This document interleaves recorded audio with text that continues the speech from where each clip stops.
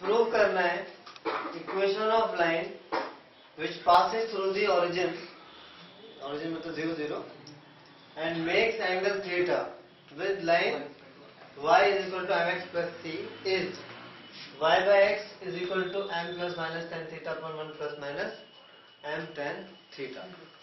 हमें बताना है कि एक ऐसी लाइन जो ओरिजिन से पास हो रही हो और इस लाइन के साथ थीटा एंगल बना रही हो, उस लाइन की इक्वेशन ये होगी। ये हमें प्रूव करना है। तो ठीक है, लाइन ओरिजिन से पास हो रही है तो पॉइंट तो पता चल ही गया 0 0। अब हमें स्लोप चाहिए। अब स्लोप कैसे पता चलेगा? उस लाइन का स्लोप m मान लो, m1 मान लो, और इस लाइन का स्लोप m है। ये तो स्टैंडर्ड फॉर्म में है और इन दोनों के बीच में एंगल है थीटा। तो tan थीटा करके हम लगाएंगे। ठीक है, तो let slope of required line be m नहीं मान सकते क्योंकि जो दूसरी लाइन है उसका स्लोप m है। ये स्टैंडर्ड फॉर्म में इसका स्लोप m होगी y is equal to mx plus c। इस फॉर्म में x का जो कोफिशिएंट होता है वही स्लोप होता है और ये y इंटरसेप्ट होता है। तो इसको आप मान लो m नॉट मान लो या m1 मान लो। ठीक है, here slope of given line का स्लोप कितना है? m यानी m2 की जगह हमारे पास क्या है? m2 की जगह m और m1 है जो कि हमें फाइंड आउट करना है। Angle between them is theta, values में नहीं, थीटा में tan थीटा रहेगा, कोई बात नहीं। तो रिक्वायर्ड लाइन और इस लाइन के बीच में एंगल थीटा है। रिक्वायर्ड लाइन का स्लोप m1 मान लिया है जिसको कि हमें फाइंड आउट करना है। क्यों फाइंड आउट करना है? क्योंकि उसने पूछा है उस टाइम की इक्वेशन निकालो। 0 0 से पास हो रहा है, पॉइंट तो पता ही, स्लोप की जरूरत थी, स्लोप हमने m1 मान लिया।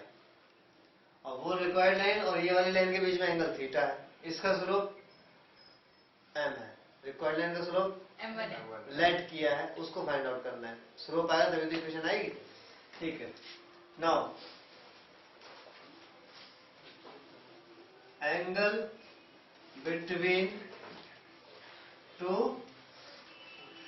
लाइन्स, बोलो tan theta is equal to modulus m2 minus m1 upon 1 plus m1 into m2।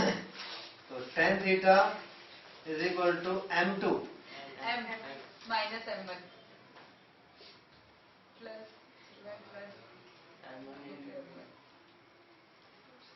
अब यहाँ पे प्लस माइनस दोनों लेने पड़ेंगे।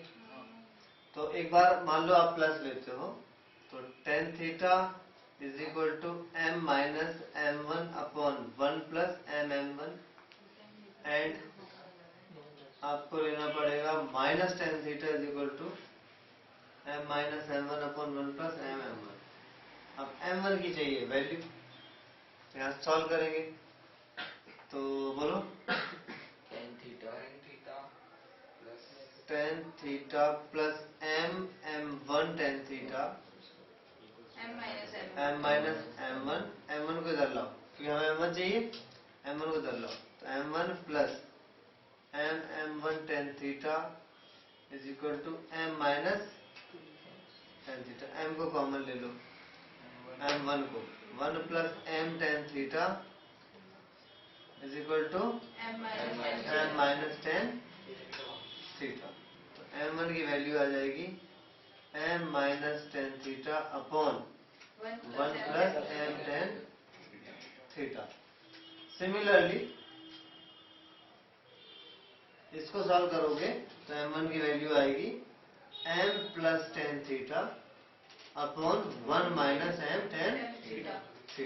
ठीक है, तो दोनों को स्लोप भी आएंगे तो इकट्ठे रख सकते हो। अलग इसने दोनों इक्वेशन एक ही में कंबाइन कर दिए।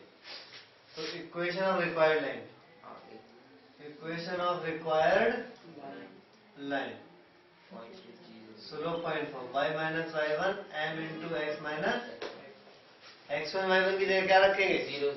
0 0, लाइन ओरिजिन से पास हो रही है तो y माइनस 0 m की जगह से दोनों इकट्ठे स्लोप लिख दिए। हम भी तो इकट्ठे लिख देते हैं। ठीक है, तो m स्लोप ऑफ m मतलब स्लोप ऑफ रिक्वायर्ड लाइन जो हमारा ये आया है, 2 आए तो दोनों इकट्ठा कर दो, तो m plus minus tan theta upon 1 minus plus m tan theta. इसका माइनस प्लस और प्लस माइनस लग दो तो गलत हो जाए, पता ना क्यों? अगर ऊपर प्लस है तो यहाँ पे ऊपर वाला साइन पहले वाले को इंडिकेट कर रहा है, नीचे माइनस है तो ये दूसरा फॉर्मूला नीचे वाले साइन को इंडिकेट कर रहा है। अगर यहाँ पे प्लस माइनस लिख दोगे तो गलत हो जाएगा। x माइनस यहाँ पे x बचेगा, x पे तरफ अपॉन में ले आओ तो y बाय x, y यहाँ पे बचे, यहाँ पे x बचे, नीचे ले आओ m plus minus tan theta upon 1 minus plus m tan theta. समझ में आया?